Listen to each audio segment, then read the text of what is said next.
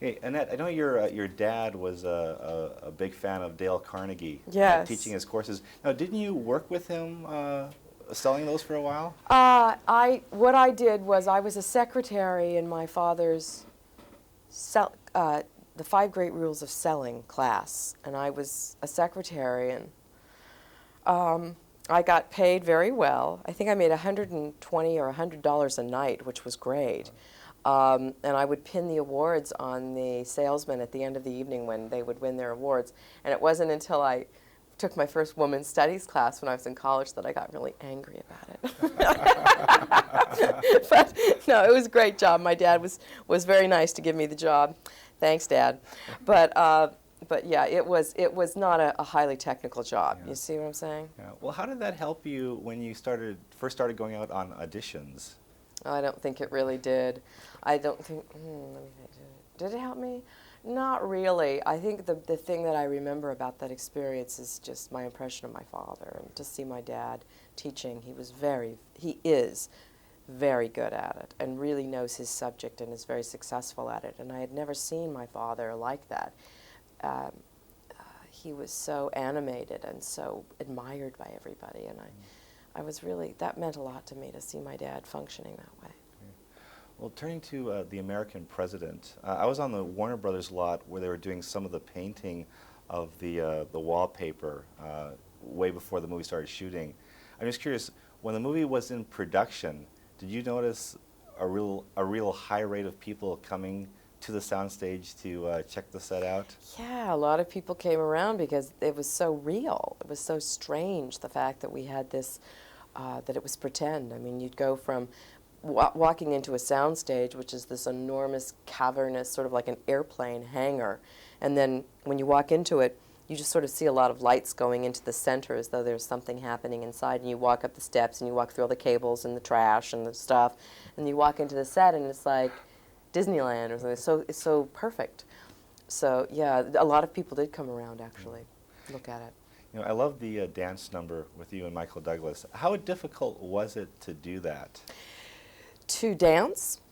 Actually, we didn't have to rehearse very much. Now that I think about it, Michael and I, we only had a little bit of a rehearsal. She showed us a few things, but I think Michael's a very good dancer. So, and I just sort of let him lead me around, and you know, it was really fun to shoot that. It was a joy. You know, one of my prized souvenirs is one of our reporters wrote on Air Force One, so I have the Air Force One movie guide in a drawer. Oh, wow. When you went to the White House, well, first of all, like, were you a little bit giddy going there? And absolutely. I was sleep deprived, of course.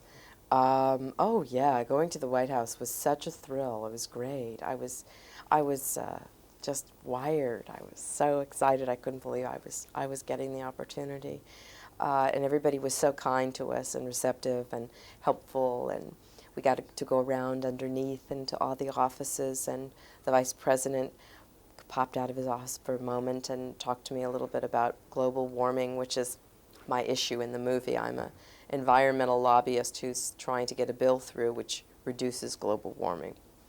Global warming is not a good thing, and the Vice President is an expert on the subject, so he couldn't restrain himself from talking about it for 10 minutes. It was really charming and helpful to me. I was honored. And then the President also was in the White House, so he gave us a few minutes in the Oval Office and talked a little bit about what was going on, and I was thrilled. yeah, is it a little surreal? Does like a photographer come out of the wings and snap a quick picture? Yes, when you're in the White House, everything is photographed. They are constantly photographed. Now, of course, it's their photographer, so this is a friendly picture. But yeah, everything that happens is documented, which is really an interesting aspect of having done the movie, is that you get a little bit more of a sense of how difficult it is to sort of just remain human and have that job. I don't know how they do it. Now, I'm curious about souvenirs. When you were walking out, did I steal something? Did you feel like going into a ashtray and?